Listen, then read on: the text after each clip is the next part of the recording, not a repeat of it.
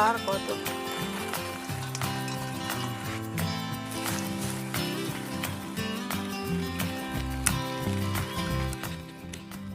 আজ বন্ধুরা আমি ভুট্টা দানা নিয়েছি। এই ভুট্টা দানার আমি পপকর্ন বানিয়ে দেখাবো। আর এই পপকর্ন কিন্তু আমরা বেশিরভাগ মেলাঘাটে গেলে কিনে খাই, খুব ভালো লাগে। আর এই ভিডিওটা দেখার পর আপনারা কিন্তু প্রত্যেক দিন এই পপকর্ন বানিয়ে খেতে থাকবেন, খুব ভালো লাগবে। আর এটা প্রচুর সহজ রেসিপি। এখন কিভাবে আমি এই পপকর্ন বানাই আপনারা দেখতে থাকুন।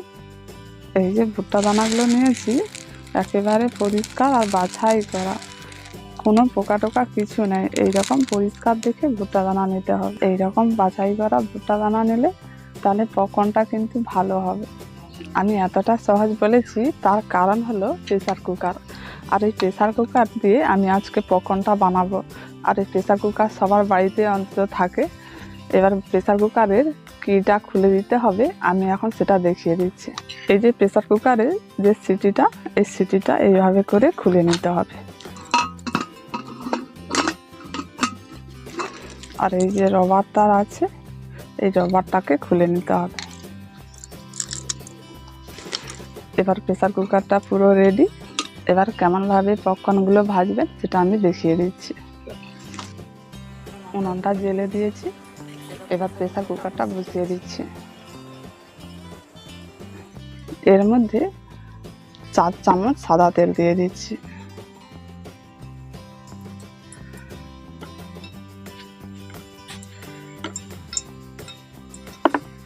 আমি যে বাড়িতে ঘিটা তৈরি করেছিলাম, সেই ঘি স্বাদটা ভালো আনার জন্য 1 চামচ দিয়ে দিচ্ছি। এখন ঠান্ডায় ঘিটা বসে গেছে, এই দেখো।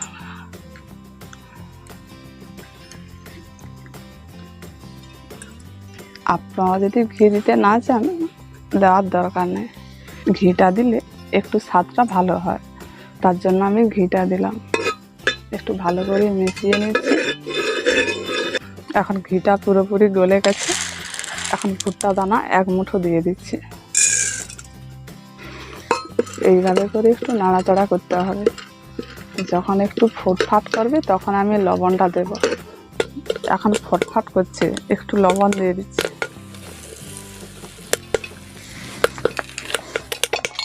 লবণটা দিয়ে এটা এইভাবে করে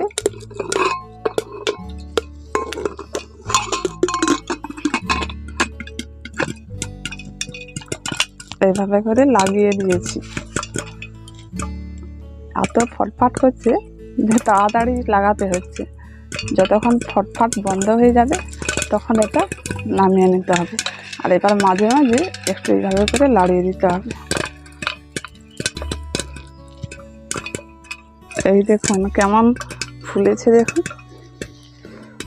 কত বড় বড় হয়ে গেছে।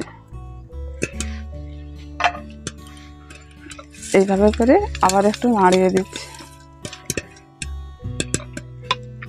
আঁচটাকে একটু মিডিয়াম ভাবে রাখতে হবে, তাহলে ভালো হবে, তাড়াতাড়ি ফুটবে। এখন কিন্তু পুরোপুরি ফটফাট করা বন্ধ হয়ে গেছে। এবার আমি নামিয়ে নিচ্ছি।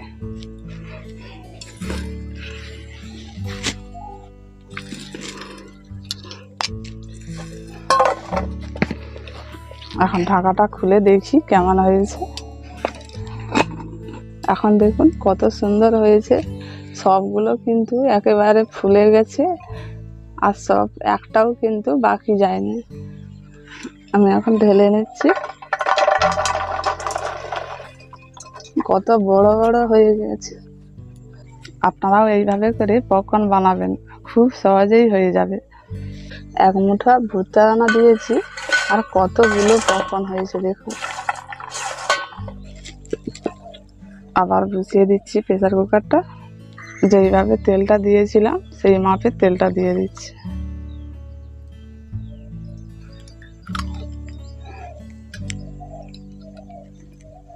এখন লবণটাও দিয়ে দিচ্ছি।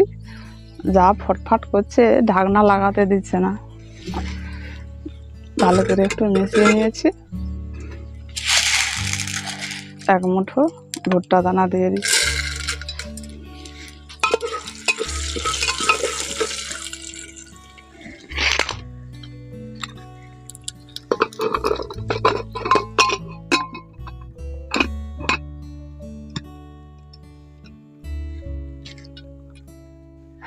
এবার আগে থেকে লাগিয়ে দিয়েছি। এবার যতই ফটফাট করুক না কেন একদম বেরিয়ে আসবে না, এর মধ্যেই থাকবে। একটুক্ষণ রাখতে হবে, তারপর টুকটাক হয়ে যাবে।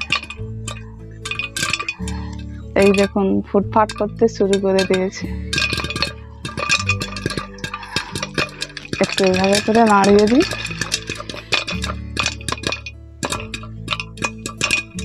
এই যে পদ্ধতিটা এত সোজা, আর দেখলেই কিন্তু প্রত্যেক দিন বানাতে ইচ্ছে করবে। এখন ফটফট করা একেবারে বন্ধ হয়ে গেছে, এবার নামিয়ে নিচ্ছি।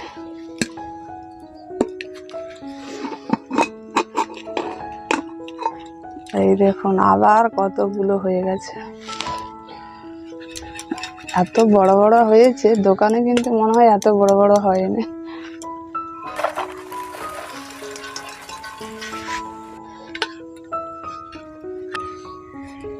আবার এক মুঠো ভুট্টা দানা দিয়ে দিচ্ছি। একটু নাড়াচাড়া করে এবার ঢাকনাটা লাগিয়ে দিই।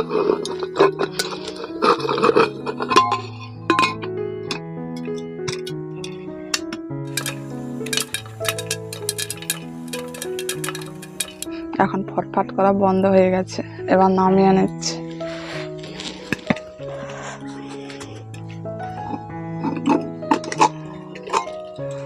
আবার কত সুন্দর হয়ে গেছে দেখুন।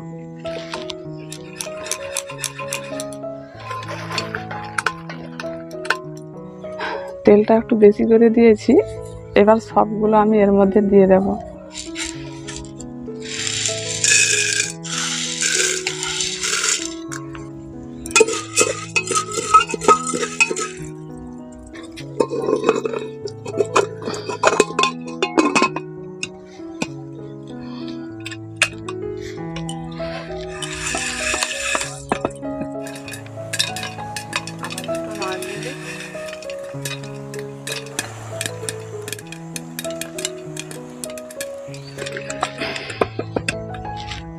এখন ফটফট করা বন্ধ হয়ে গেছে, এবার নামিয়ে নিচ্ছি।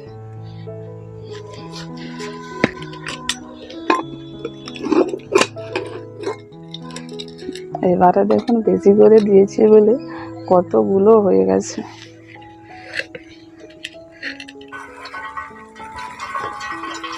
এক ধামা ভর্তি হয়ে গেল।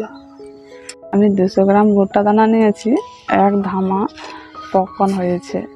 আর আপনারা যদি এইভাবে করে বানাতে চান, এই ভুট্টা দানা দোকানেও কিনে নিতে পারেন, নাহলে অনলাইনেও কিনলেই চলবে। আর নিলে একটু ভালো দেখে নেবেন, তাহলে ভালো ফুটবে। প্রত্যেকটা ভুট্টা দানা কত সুন্দর ফুটেছে, আর কত গোল গোল বড় বড় হয়েছে, পুরো দোকানের মতো। এইভাবে করে পপকর্ন বানাবেন, খুব সহজেই কিন্তু বানাতে পারবেন। আর বানিয়ে দেখবেন, যদি ভালো লেগে থাকে একটি কমেন্ট করে জানাবেন, আমাদের পাশে থাকবেন। এতক্ষণ ভিডিওটি দেখার জন্য অনেক অনেক ধন্যবাদ।